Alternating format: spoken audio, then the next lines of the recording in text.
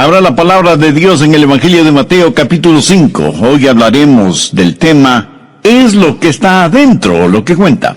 En 1924, el arqueólogo Howard Carter descubrió la tumba del rey Tutankamón. Ese sarcófago ahora está en el Museo Egipcio y en realidad son dos sarcófagos, uno dentro del otro. El segundo estaba cubierto con oro y cuando abrieron ese pequeño ataúd, vieron la momia del rey Tut, envuelta en un manto tejido con oro, y tenía una máscara de oro sobre su rostro.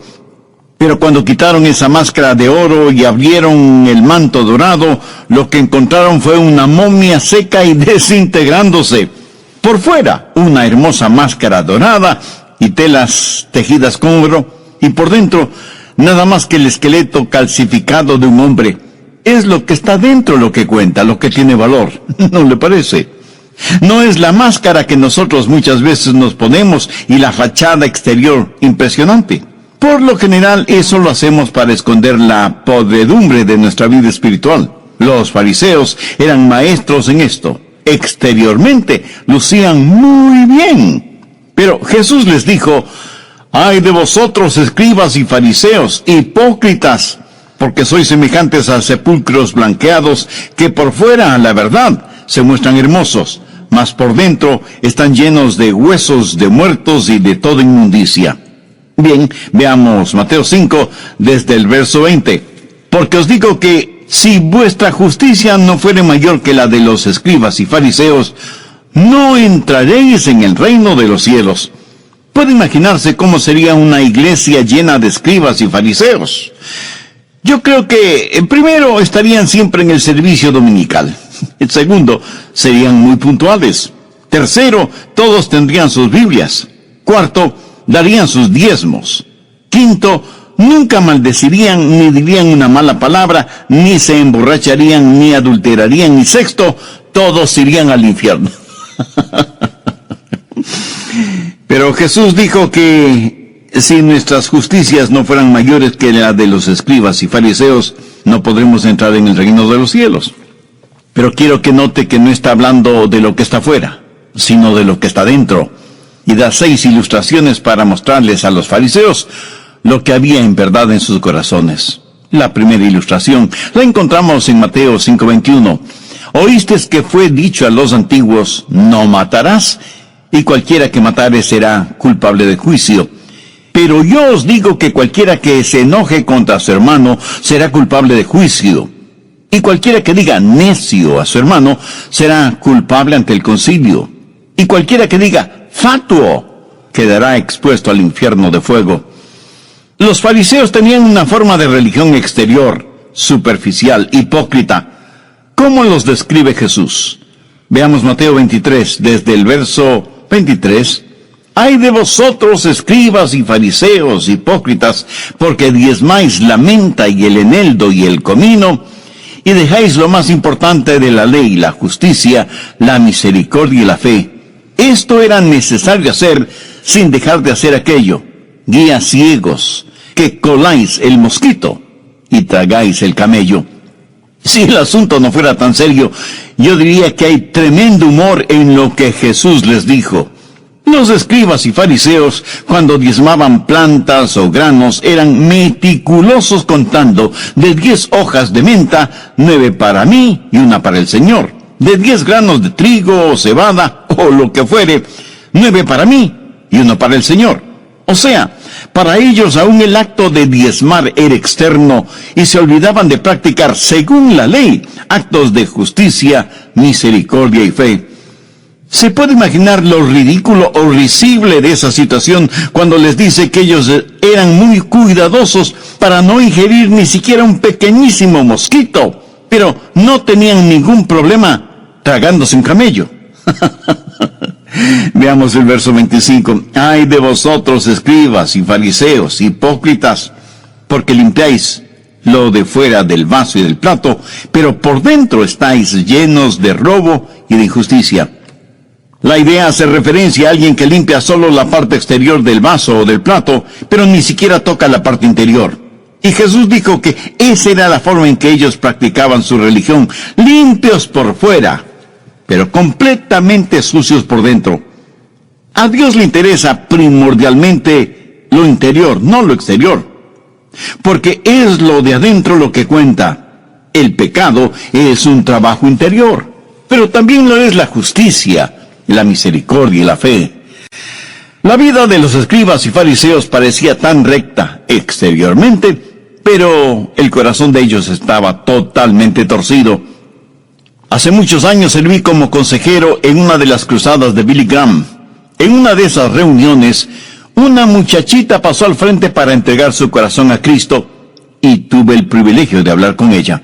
La mamá de esa niña era una persona de la alta sociedad y se sintió molesta de que su hijita estuviera mezclada con el resto de pecadores que querían hacer una decisión por Cristo.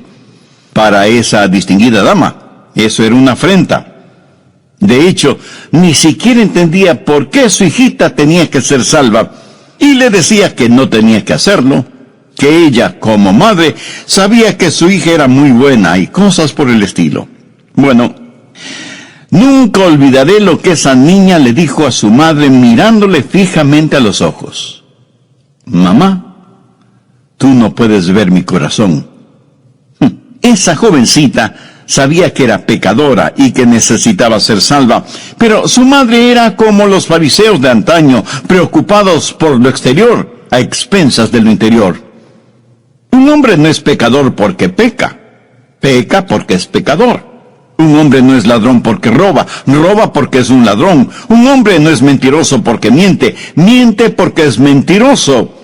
Jesús dice que estas cosas salen del corazón, y esa es la razón por la que dice que nuestra justicia debe ser mayor que la de los fariseos y de los escribas.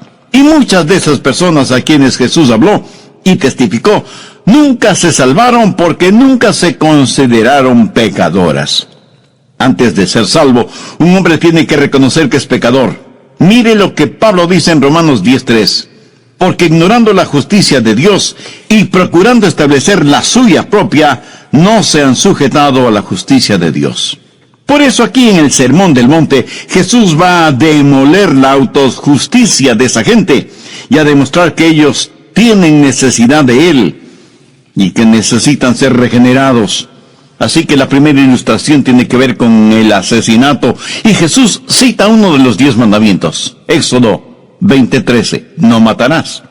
De paso, permítame decir que los 10 mandamientos no prohíben todos los asesinatos. Cuando dice no matarás, eso es lo que literalmente significa. Pero, por ejemplo, el matar animales no está prohibido. Algunas personas piensan que es malo el matar animales.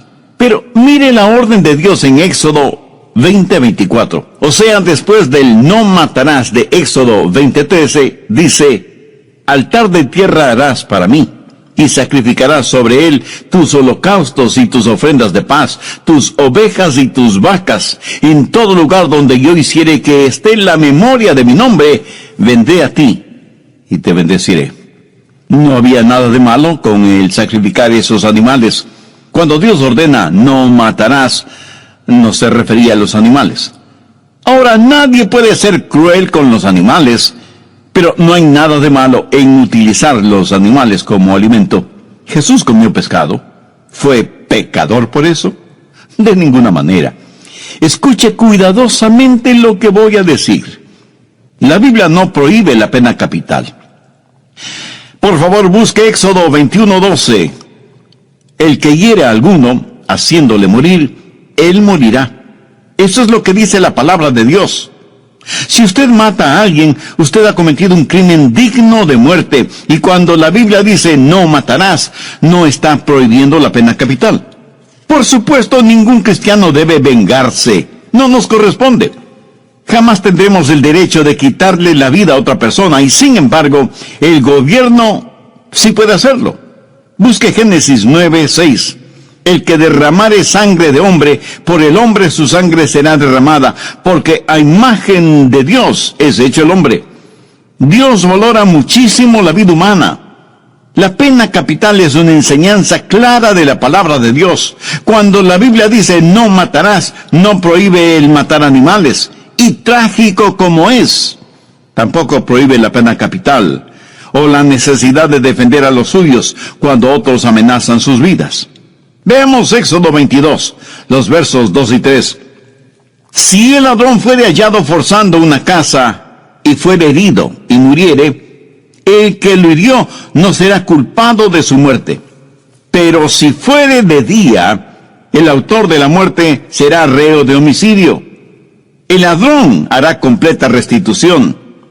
Si no tuviere con qué, será vendido por su hurto. Ahora, ¿qué significa todo esto? Que si usted mata a un ladrón a plena luz del día, cuando no había necesidad de matarlo, y usted no corría ningún peligro, usted será culpable.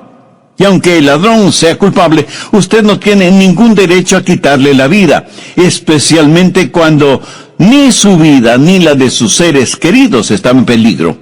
Usted tiene el derecho, la obligación y la responsabilidad, sí, de proteger a su familia. Pero Jesús está hablando a los fariseos acerca de no matarás. Y ellos movían afirmativamente sus cabezas porque ellos ni siquiera pensaban en la posibilidad de que podrían matar. ¿Qué prohíbe la Biblia cuando dice no matarás? Obviamente, el crimen de homicidio. Nuestro país se ha convertido en la capital mundial del crimen. Se mata a sangre fría a gente inocente. Hay gente que mata a otras personas simplemente porque no les gusta. Violadores asesinan a sus víctimas después de haber saciado su lujuria. La sangre de los inocentes clama al cielo y Dios no está sordo a ese llanto. Él no matarás prohíbe el homicidio. También prohíbe el suicidio. Usted no tiene el derecho de quitarse la vida porque esa vida no le pertenece a usted sino a Dios. Algunos piensan que suicidarse, dicen que está bien si es que uno padece de una enfermedad incurable. Pero usted no puede ni debe jugar a ser Dios. La enfermedad más incurable, el dolor más constante, el problema más severo, la desilusión más profunda, la peor persecución, no son justificativos para el suicidio. ¿Por qué? Porque el suicida se está tomando una atribución que no le pertenece. Está quitando de las manos de Dios algo que es atributo de Dios. Y pudiera ser que esté hablando a alguien que está pensando en el suicidio. Mi amiga, mi amigo, no lo haga. Mire lo que Pablo dice en 1 Corintios 10:13.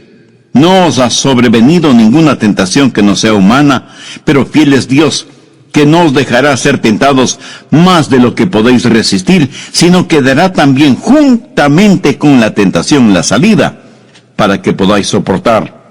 Y surge una pregunta. Pastor, ¿puede un cristiano cometer suicidio? Si un cristiano está mentalmente enfermo, existe esa posibilidad, pero es una posibilidad trágica. Una persona que se suicida cuando esté frente a Dios se sentirá profundamente avergonzada. Por lo tanto, no tenemos el derecho de quitar la vida a otra persona debido a la valía de la vida humana. Y aquí debo mencionar el horrible crimen que cometen quienes están en la industria del aborto, asesinando a inocentes e indefensos bebecitos en el vientre de sus madres, siendo muchas veces las mismas madres las que piden o aprueban esos asesinatos. Y muchos me dirán, pero pastor, el aborto ya es legal en muchos países. Escúcheme, no todo lo que es legal es correcto o justo.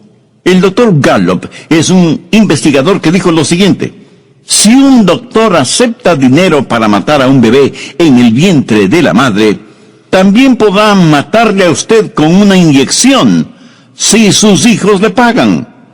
Y no tenemos el derecho de suicidarnos debido a que nuestra vida le pertenece a Dios. Escuchando las enseñanzas de Jesús, los fariseos seguramente decían: qué bueno que no somos homicidas, ni suicidas, ni infanticidas. Y cubriéndose con el manto de su autojusticia, se sentían seguros. Pero Jesús no solo que habló de la malicia del asesinato, sino que habló también del ácido de la ira. Mateo 5:22. Pero yo os digo que cualquiera que se enoje contra su hermano será culpable de juicio. Y cualquiera que diga necio a su hermano será culpable ante el concilio. y cualquiera que diga fatuo quedará expuesto al infierno de fuego. Jesús va a destruir la ilusión de la autojusticia. Si algún pecado los fariseos no iban a cometer, sería el asesinato. Pero el Señor Jesucristo va a mostrar que el odio es un ácido corrosivo que destruye a quien lo tiene. Jesús va más allá del acto del asesinato, a la actitud detrás del acto, a su motivación, mostrar realmente por qué la gente mata. Un pequeño estaba haciendo sus tareas escolares y de pronto le preguntó a su papá: «Papá, ¿por qué la gente comienza las guerras?» «Bueno, hijo, en la Primera Guerra Mundial los alemanes invadieron Bélgica y en ese momento entró la mamá a la habitación y dijo: No fue así. Yo te diré cómo comienzan las guerras». El marido, bastante molesto, le dice a su mujer: «Mira, ¿quieres tú contestar la pregunta de nuestro hijo o me dejas a mí hacerlo? Él me preguntó a mí, no a ti. Además, tú no sabes nada sobre el asunto, así que no te metas en esto». Ella, furiosa, lanzó al piso la ropa que tenía en sus manos y airadamente salió de la habitación dando tremendo portazo. El padre le dice a su hijo: «Déjame decirte cómo empiezan las guerras». Y el hijo, saliendo de la habitación, le dice: «Ya no es necesario, papá, ya lo sé. Comienzan en el corazón. Está usted en guerra con Dios. Eso quiere decir que usted no está de acuerdo con Dios. Usted está en rebeldía espiritual. Pero puede dejar de ser rebelde ahora mismo si se reconoce pecador y busca el perdón de Dios». Estamos estudiando Mateo 5, los versos del 20 al 22, la enseñanza de Jesús acerca del enojo, y habla del enojo cáustico contra el hermano. Eso es cuando alguien le hace daño, usted se llena de enojo, y usted siente ese ácido corrosivo en ebullición dentro de usted, y poco a poco ese enojo se va convirtiendo en ira, hasta el punto de llamar a su hermano necio. ¿Qué significa esto? Significa que para usted la otra persona no vale nada. Necio. Es una palabra de desprecio. Los prejuicios raciales están cubiertos por esa palabra. Usted desprecia a los demás, se siente superior a otros.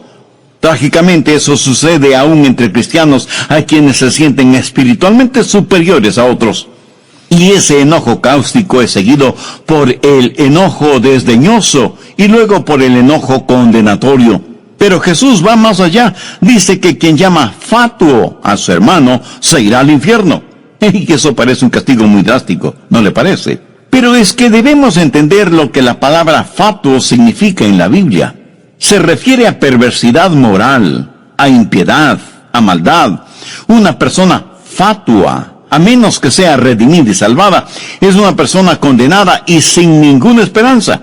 El enojo a veces comienza a arder lentamente en el corazón y luego se convierte en un verdadero incendio de trágicas consecuencias. Busque 1 de Juan 3:15. Todo aquel que aborrece a su hermano es homicida.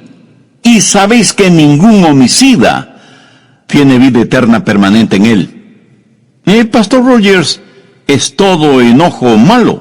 Por supuesto que no. En Efesios 4:16 se nos da 2 órdenes.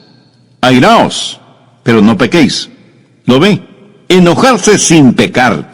No se ponga el sol sobre vuestro enojo. La ira es algo malo, pero el enojo justo es diferente. Por lo menos 18 veces en el Antiguo Testamento leemos acerca del enojo de Dios. Y en el Nuevo Testamento tenemos la historia de cuando Jesús se enojó, lanzando afuera a los mercaderes en el templo. Uno puede determinar el carácter de una persona sabiendo qué es lo que le enoja. ¿Qué es lo que le enoja a usted? ¿Que perdió su equipo favorito? ¿Que alguien le ganó el único estacionamiento posible? Ahora, ¿sabe cómo enojarse sin pecar? Se lo diré. Enójese contra el pecado. Jesús nos previene contra el enojo que permite que Satanás construya una fortaleza en su vida. Esposos y esposas, escuchen. Si ustedes están enojados por alguna razón, nunca se acuesten estando enojados. No se ponga el sol sobre vuestro enojo, ni deis lugar al diablo. Cuando usted tiene enojo en su corazón, y no lo elimina, y enojado se va a la cama, ¿sabe lo que hace? Le está dando permiso al diablo para que levante campamento en su vida. El enojo es la sustancia de la cual el diablo se siente muy a gusto. Pero también deseo que note lo que dice Efesios 4, los versos 28 al 30. El que hurtaba no hurte más, sino trabaje, haciendo con sus manos lo que es bueno, para que tenga que compartir con los que padecen necesidad. Ninguna palabra corrompida salga de vuestra boca, sino la que sea para la necesaria edificación, a fin de dar gracia a los oyentes. Y no contristéis al Espíritu Santo de Dios, en el cual fuisteis sellados para el día de la redención. La mayoría de los fariseos no robaba, ni salían palabras corruptas de sus bocas, pero note lo que Jesús les dice en el verso 31. Quítense de vosotros toda amargura, enojo, ira, gritería y maledicencia y toda malicia. La palabra de Dios es viva y eficaz y más cortante que toda espada de dos filos. El enojo está detrás del asesinato y quiero que note su progresión en 5 pasos, de acuerdo a lo que vemos en Efesios 4. Primero, amargura, en el verso 31. ¿Sabe usted lo que es la amargura? Es ese resentimiento que se anida en su corazón cuando siente que alguien le ha hecho daño, que alguien le ha despreciado, o ha abusado de usted, o le ha deshonrado verbalmente. Eso es amargura. No es enojo todavía, solo amargura. Tal vez usted no diga nada a nadie, pero ya tiene ese resentimiento. Segundo, enojo. La palabra enojo proviene de una palabra griega que significa quemar lentamente. A veces no ha sentido eso dentro de usted. Es la amargura que se está convirtiendo en enojo. Como decir que está acumulando un material inflamable dentro de usted. Tercero, ira. Alguien abre el cuarto en donde usted tenía todos esos trapos inflamables y el oxígeno produce una combustión espontánea. Y aquello que solo humeaba se transforma en calcinantes llamas. Ira. Gente que súbitamente pierde el control, la compostura. ¿Conoce usted a personas así? Personas de temperamento volátil que cuando llegan al nivel de la ira rompen cosas, patean puertas y hasta pueden golpear a quien quiera que se les ponga por delante. Y los demás asombrados lo único que preguntan es ¿qué mosca le habrá picado? Pues es la amargura convertida en enojo que se transforma en ira. Pero eso no es todo. Hay mucho más todavía. Cuarto, gritería. Bueno, creo que todos sabemos lo que es gritería, ¿verdad? Elevamos el tono de nuestra voz. Y cuando alguien nos pide que no gritemos, a gritos respondemos que no estamos gritando. Quinto, maledicencia.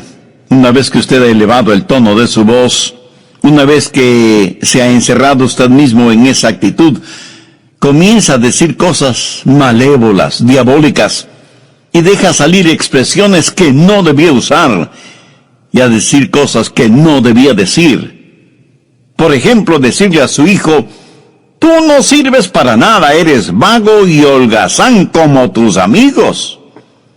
O a su esposa, decirle, qué maldición fue el haberme casado contigo, ojalá te murieras. Y cosas así por el estilo. Y el diablo está frotándose las manos de alegría y riéndose y empujándole y susurrando en sus oídos las cosas horrorosas que debe seguir diciendo. En pocas palabras, usted está fuera de control. ¿Sabía que por ahí hay una enseñanza psicológica que dice que es bueno para una persona el ventilar su ira? Dicen, desahóguese, grite, maldiga, patee. Es bueno abrir la válvula de presión y dejar escapar toda la ira que tenemos adentro. Mi amigo, eso no es más que una mentira. Desde el punto de vista bíblico, no hay ningún respaldo para una aseveración de esa naturaleza. Es más, en su libro, La ira, una emoción mal entendida, su autora Carol Travis dice lo siguiente: la razón psicológica para desahogar la ira no resiste ni el más elemental escrutinio experimental. El peso de la evidencia indica precisamente lo contrario. Expresar la ira provoca más ira, solidifica actitudes negativas y establece hábitos de hostilidad. Por eso es que la Biblia dice en Proverbios 15:1, la blanda respuesta quita la ira, mas la palabra áspera hace subir el furor. Mucha gente lleva diariamente esta carga de amargura. Aún gente aparentemente religiosa, piadosa, y que parece no ser capaz ni de matar una mosca. Gente que va a las iglesias, sea de la denominación que sea, y si la amargura pudiera manifestarse en el rostro, todos los seres humanos, con las debidas excepciones, tendríamos rostros verdaderamente espantosos. Cierto, tal vez usted nunca mate a alguien. En ese sentido, es mucho mejor llevar la semilla en el corazón que hacerla realidad. Tampoco diga, bueno, si solo por pensarlo ya soy culpable delante de Dios, entonces lo voy a hacer de todas maneras. Pero ese no es el punto ahora. No estamos hablando de lo que le sucede a ellos, sino de lo que le sucede a usted primordialmente. Escúcheme. Jesús está tratando con los fariseos y está ilustrando la verdad de que no es lo de afuera lo que nos hace pecadores, sino lo que cada uno de nosotros tenemos dentro. Hemos visto la malicia en el asesinato. Sabemos que existe el ácido de la ira. Pero Jesús también enfáticamente dijo, si vuestra justicia no fuere mayor que la de los escribas y fariseos, no entraréis en el reino de los cielos. O sea, usted no puede entrar en el cielo debido a su buen comportamiento. ¿Sabe lo que hay de malo con la autojusticia? Que es como tratar de llenar un vaso que no tiene fondo. El que usted trate de llenarse con usted mismo no aumenta nada a lo que usted es, porque nada más nada siempre dará como resultado nada. Nunca podrá ser justo, nunca podrá ser bien hasta que Dios no le haya dado, regalado, otorgado la justicia que solo proviene de Él. Concerniente a su gente, los judíos, Pablo dice lo siguiente en Romanos 10:3, porque ignorando la justicia de Dios y procurando establecer la suya propia, no se han sujetado a la justicia de Dios. Por favor, entienda bien lo siguiente. La justicia propia es como trapos de inmundicia a los ojos de Dios. Los fariseos necesitaban ver y entender esto porque con todo lo religioso que eran, no lo entendían. ¿Cuán justo es usted? ¿Qué es ser verdaderamente justo? La genuina justicia, la justicia de Dios, es, en primer lugar, una justicia que nos es otorgada. Nosotros por nosotros mismos no la tenemos. Y porque Jesús murió y pagó la deuda de nuestros pecados, Dios nos ve y nos recibe a través de la justicia de su Hijo. Y Dios dice, Adrián es justo. Pero no es por alguna cosa que yo haya hecho, sino porque Jesús hizo en la cruz del Calvario todo, pagar la deuda de mis pecados y cubrirme con la justicia de Él. Pero no solo es una justicia otorgada, sino que es una justicia implantada, que me da una nueva naturaleza. Y entonces puedo hacer lo que hago por ser el nuevo Adrián que soy. He sido hecho de nuevo, limpio y puro en mi interior, porque Dios ha obrado un milagro judicial si se quiere. Ahora tengo una justicia que no es mía, pero como me ha sido otorgada, es una injusticia imputada. Permítame ilustrar esto. Es como si Dios depositara una enorme cantidad de dinero en mi cuenta bancaria que no tenía ni un solo centavo. Y aunque ahora sé que tengo dinero en el banco, también sé que ese dinero fue depositado por otra persona. O sea que ese dinero me fue otorgado sin que yo haya hecho absolutamente nada para merecerlo. Dios me ve tan justo como su Hijo es justo. Todos mis pecados me han sido perdonados, y esa justicia que Él me ha otorgado hace que el amor de Dios comience a fluir de mí, porque como Pablo dijo, y ya no vivo yo, mas vive Cristo en mí. Y lo que ahora vivo en la carne, lo vivo en la fe del Hijo de Dios, el cual me amó y se entregó a sí mismo por mí. Se cuenta que junto a las puertas del cielo había mucha gente tratando de entrar al cielo.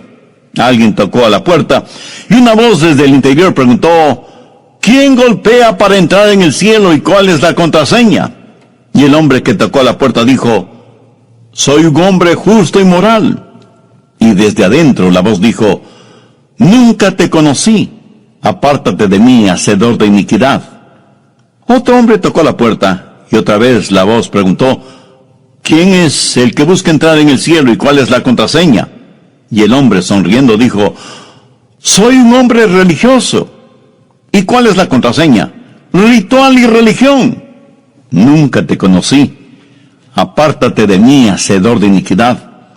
Y otro se acerca y toca la puerta: ¿quién es el que quiere entrar en el cielo y cuál es la contraseña? Oh, yo soy un hombre pacífico y humanitario. ¿Sabes cuál es la contraseña? Por supuesto que sí. Debe ser amor y caridad. Y la voz desde el interior volvió a resonar cuando dijo: nunca te conocí, apártate de mí, hacedor de iniquidad. ¿Qué situación más incomprensible? Muchas personas golpeando a las puertas del cielo, ansiosas por entrar, y sin embargo nadie lo había logrado. Parece que su autoevaluación no estaba de acuerdo a los parámetros divinos. Y ahí viene otra más. Y escucha la misma pregunta: ¿quién busca entrar en el cielo y cuál es la contraseña? Y este hombre con humildad en su voz responde: nada en mis manos tengo, y solo a la cruz de Cristo me aferro. Y la voz desde adentro responde: abran las puertas de par en par y déjenle entrar, porque de tales es el reino de los cielos. Y eso es exactamente lo que el Señor Jesucristo quiso decir cuando les dijo a los moralistas, a los religiosos y a los humanistas: si vuestra justicia no fuere mayor que la de los escribas y fariseos, no entraréis en el reino de los cielos. Ahora quiero que entienda perfectamente bien lo siguiente: Jesucristo no estaba en contra de las otras cosas, no estaba en contra de la religión, tanto y en cuanto sea la genuina, no estaba en contra de la moralidad, sino más bien en contra de la falta de la misma. No estaba en contra del amor, porque hubiera sido como estar en contra de él mismo, porque él es la manifestación, la encarnación del amor de Dios. Y por supuesto, él no estaba en contra de los 10 mandamientos, sino que incluso él enseñó cuál era el espíritu de la ley, y no solamente la letra de la ley. Pero él está diciendo que el corazón del problema humano es el problema del corazón humano. ¿Lo entiende? Permítame repetírselo: el corazón del problema humano es el problema del corazón humano. Y la única respuesta para ese problema es el nuevo nacimiento. O sea, la justicia de Dios que nos es otorgada e implantada cuando nos salvamos mediante la fe depositada en el Señor Jesucristo. Mi sincera y constante oración es que cada uno de quienes me escuchan este momento entreguen su corazón a Cristo, confíen absolutamente en Él y sean salvos, no por sus conocimientos intelectuales, no por la influencia y popularidad que tengan, no por su nivel económico, social o político, no por el apellido que tienen o el abolengo de sus familias, sino porque reconociéndose pecadores y necesitados de perdón y salvación, con fe como la de un niño, abren su corazón y rinden su vida a Cristo, quien les amó hasta la muerte y muerte de cruz. Amiga.